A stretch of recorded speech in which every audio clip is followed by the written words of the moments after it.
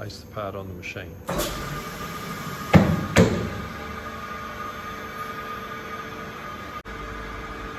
Now, using the joystick control, we bring the head into position and set our starting position using the snapshot function on the screen.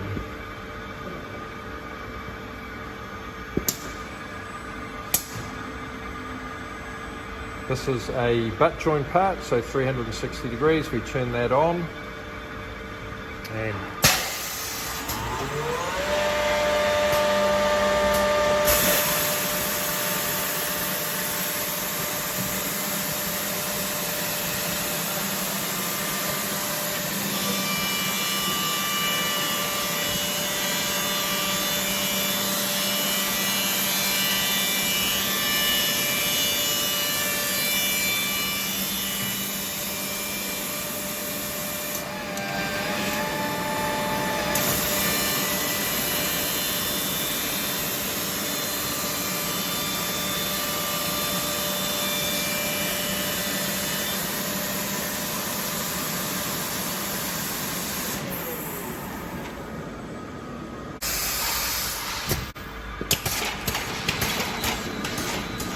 we're also able to save the settings that are in the machine.